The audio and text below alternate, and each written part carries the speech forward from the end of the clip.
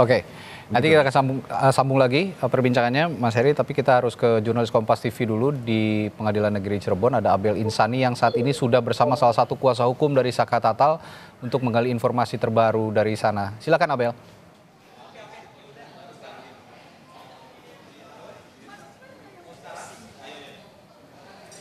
Ya Abel.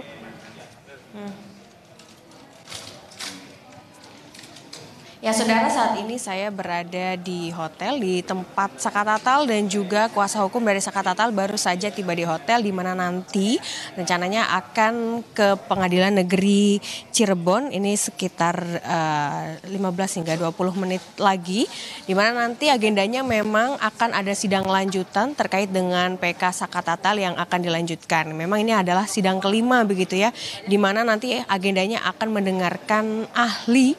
Nah, ahli ini memang sebenarnya harusnya kemarin begitu dihadirkan pada persidangan PK Saka Tatal, tetapi karena kemarin terkait dengan waktu ini sudah tidak memungkinkan, sehingga satu ahli ini akan dihadirkan pada hari ini. Ini merupakan Dr. Muzakir, di mana Dr. Muzakir ini merupakan ahli pidana yang nanti juga akan memberikan perspektif terkait kasus kematian dari Vina ataupun juga Eki begitu ya, dan apakah dari pihak Saka Tatal ini nanti akan memberikan pertanyaan apa saja. Kami juga nanti akan bertanya langsung dengan kuasa hukum dari Saka Tatal yang saat ini sudah ada di sebelah kami. Ada Bang Farhad Abbas, kita mungkin boleh berdiri ya. Bu Titin juga ada di sebelah kami. Oke, ini Bang Farhad Abbas dan juga Ibu Titin ini yang sudah ada di hotel dan tadi juga sudah bersama Saka Tatal. Kita akan bertanya terkait dengan sidang hari ini. Nah, hari ini kan ada ahli yang akan dihadirkan, satu ahli lagi yang akan dihadirkan. Ini kira-kira apa saja nanti yang akan ditanyakan oleh pihak dari Saka Tatal ke ahli begitu? Bang Farhad dulu mungkin? Yang jelas hari ini adalah hari pakar hukum pidana Profesor Muzakir dari Universitas Islam Indonesia. Ya, di mana tolong diam itu, di mana ahli ini ya tentang, kita bicara tentang persoalan PK, pembunuhan, kemudian tentang kejanggalan-kejanggalan yang terjadi, tentang ada duanya LP, pembuktian, visum, terus kita juga menyangkut pasal tentang PK, pasal pembunuh 340, 338, pasal penyertaan, turut serta. Nah, kemudian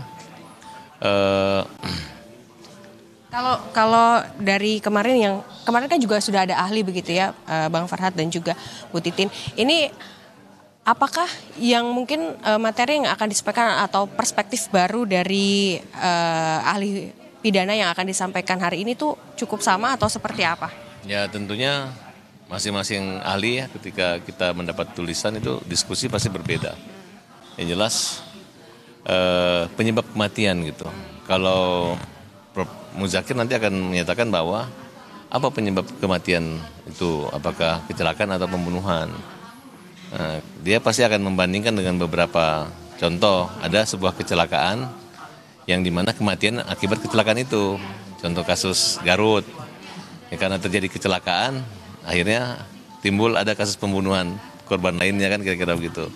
Nah nanti kalau perkara kita ini emang bahwa selama ini memang kasus kecelakaan kok tiba-tiba dibuat kasus pembunuhan gitu. Kan berbeda kalau misalnya, tahu kan kasus Garut itu? Oke, tahu. Ya artinya korbannya belum meninggal kan, tapi karena ingin dihilangkan ya akhirnya dibunuh kan, kira-kira seperti itu. Oke, baik, tapi dari perspektif yang kemarin sudah ahli berikan keterangannya di pengadilan, kalau menurut Bu Titi nih sekarang puas nggak dari kuasa hukum Saka Tatal terkait dengan kesaksian atau keterangan dari ahli yang kemarin sudah diterangkan? Ya sangat puas lah, karena apalagi dari forensik kan, kalau misalnya ada TKP di belakang showroom berarti harus ada darah, harus ada bagian-bagiannya, apakah itu tanah, apakah itu rumput yang menempel di tubuh korban ketika dibawa ke rumah sakit, karena kan ada beberapa TKP gitu. Kalau versinya tuntutan ternyata kan tidak ada bersih dan tidak ada dicantumkan di dalam visum juga, misalnya ditemukan lumpur, ditemukan tanah di bagian tubuhnya, kan nggak ada gitu. Itu tubuh juga bersih, tidak tercantum pula di visum. Jadi sangat puas juga dengan keterangan saksi-saksi lainnya, kami sangat puas dari tim. Ya. Dari keterangan saksi dan juga novum yang kemarin juga sudah dibacakan, artinya memang ada indikasi berbeda gitu ya Bu dengan hasil tuntutan yang dibacakan oleh hakim pada saat itu. Ya sangat berbeda lah. Kalau dari dulu sih saya dari 2016 sudah meyakini nggak ada pembunuhan atau pemerkosaan, apalagi sekarang dengan dukungan tim dari Jakarta, kemudian juga dengan keterangan-keterangan lainnya itu yang dihadirkan. Oke baik, ini kan saksi hari ini ada satu ya Bang Farhad, ada dari ahli yakni Dr. Muzakir. Apakah nantinya akan ada saksi lainnya nih yang akan dihadirkan? Memang minta supaya Uya Kuya hadir, tapi nggak tahu kalau hari ini hakim masih memberi kesempatan, kita akan lanjutkan dengan penambahan satu saksi. Tapi kalau tidak, ya berarti anggota itu Mas Polres yang sudah bersurat.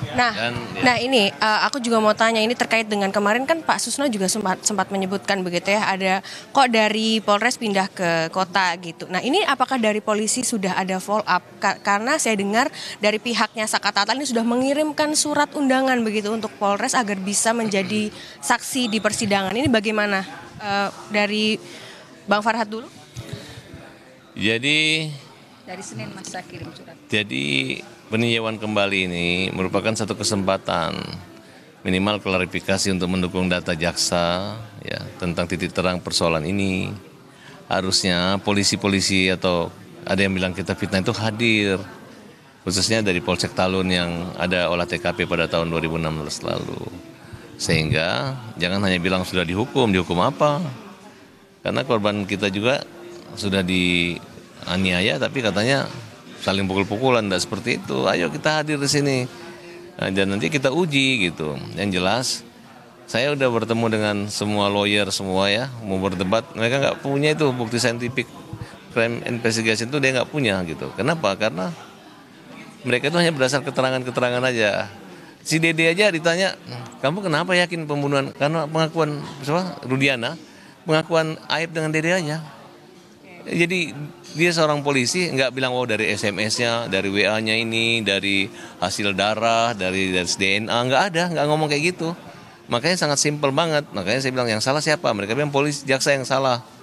Karena jaksa yang P21, ya udahlah, polisi benar, polisi hebat, jaksa. Jaksa juga bilang udah benar juga, jadi yang mana ya? Berarti melalui peninjauan kembali, melalui ya. Tapi saya yakin setelah persidangan ini, jaksa pasti ada satu kesimpulan. Karena walaupun kemarin Peggy bebas, dan kalau dituduh pasal pra-peradilan, dituduh pasal pemerkosaan, nggak akan pernah P21 perkara itu. Kenapa? Karena DNA itu nggak bisa di-take kembali. Karena sumber kegaduhan adalah pernyataan dokter dari Rumah Sakit Polri Indramayu yang menambahkan adanya temuan sperma.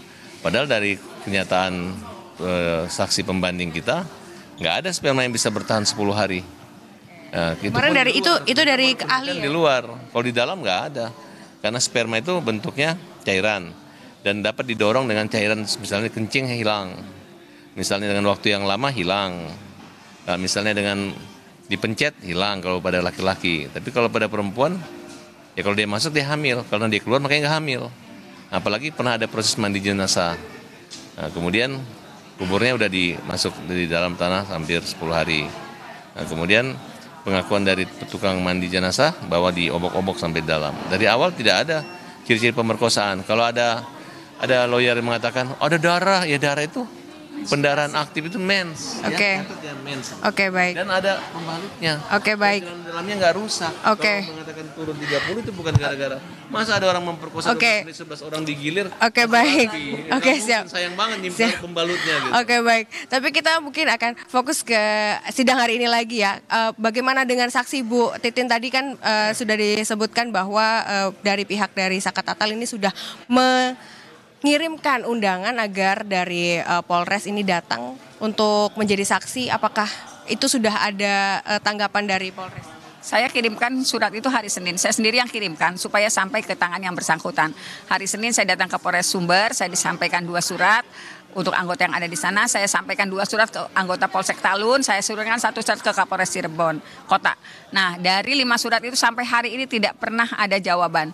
Ibu Kapolres Sumber kan perempuan, kami sedang memperjuangkan yang dulunya anak laki-laki usia 15 tahun. Kami mohonkan Ibu mengizinkan karena informasinya belum sampai ke meja Kapolres. Nah, nyangkutnya di mana surat itu? Karena dari hari Senin saya kirimkan, harusnya sidang hari Selasa. Kami masih punya waktu hari ini untuk bersidang, untuk menghadirkan saksi fakta. Nanti kita mohonkan kalau mereka hadir.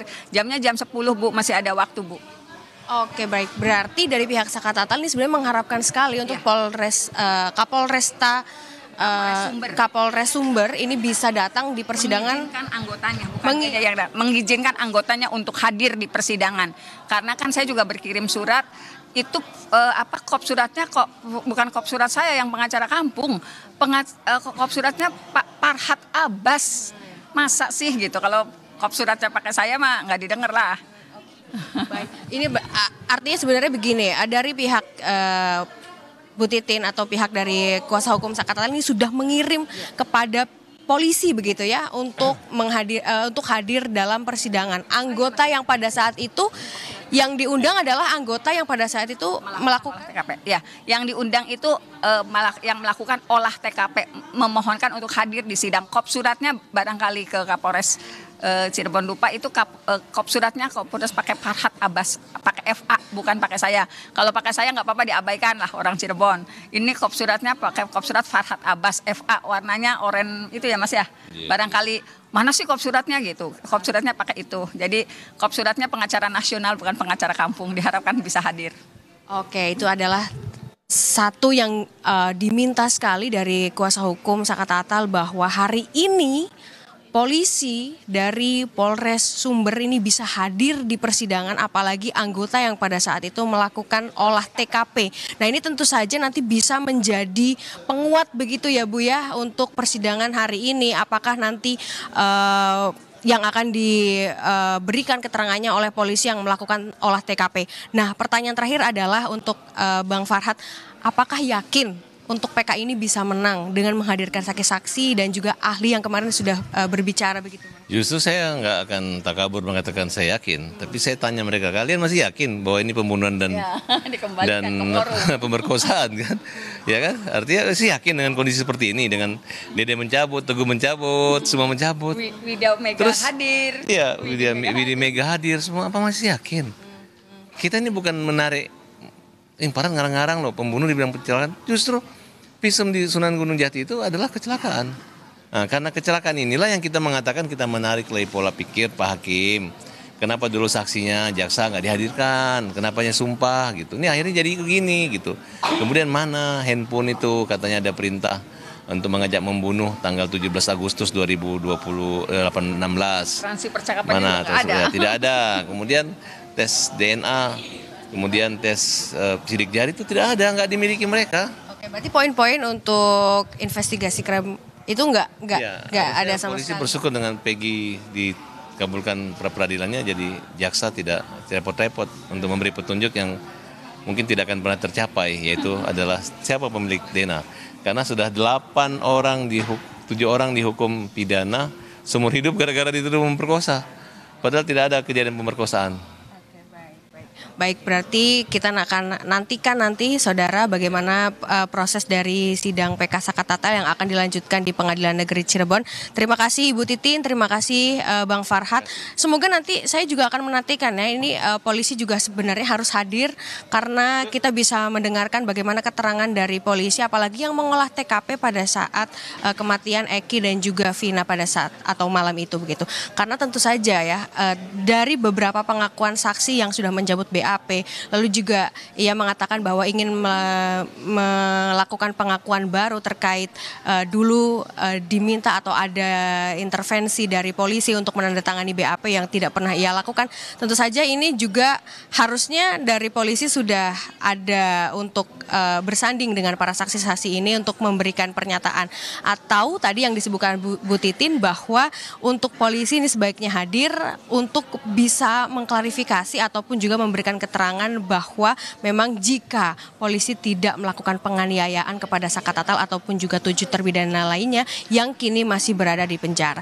Nah, untuk saat ini kita masih menunggu karena baru saja Bang Farhad Abbas atau Farhad Abbas bersama dengan Titin, kuasa hukum dari Saka Tatal ini sudah mulai bersiap. Sebentar lagi kita akan menuju ke Pengadilan Negeri Cirebon untuk melihat atau mendengarkan proses dari sidang PK Saka Tatal. Hari ini ada satu ahli yang akan dihadirkan, di mana tadi juga saya sudah melihat, yaitu Dr. Muzakir, yang nantinya akan memberikan perspektif baru terhadap kematian Eki dan juga Vina. Tentu meskipun dari ahli ini belum mengatakan apa saja yang nanti mungkin akan diterangkan begitu ya.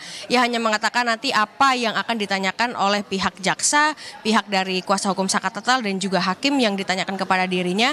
Barulah ia akan menjawab sesuai dengan kapasitas yang ia tahu. Tetapi memang kalau kita lihat ya, ini kan sudah memasuki sidang kelima begitu, di mana pada sidang kedua novum yang sudah dibacakan oleh kuasa hukum dari Saka Tatal ini semuanya ditolak oleh jaksa penuntut umum. Dan kita akan lihat bahwa untuk hari ini seperti apa jalannya persidangan dan apakah sidang PK Tatal ini akan masuk ke Mahkamah Agung. Kembali ke Anda. Baik, terima kasih Abel Insani dari salah satu hotel di Cirebon, di mana Saka Tatal dan kuasa hukumnya berkumpul sebelum menuju ke Pengadilan Negeri Cirebon. Nanti akan kami perbarui juga informasi dari Anda, Abel. Terima kasih.